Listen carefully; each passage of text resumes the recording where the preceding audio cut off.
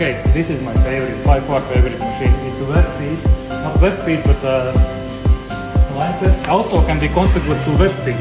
And it has two CO2 laser heads, and its maximum speed is mind-blowing because it's cutting on 200 millimeters per second. That's 20 centimeters per second, as you can see, how fast it moves.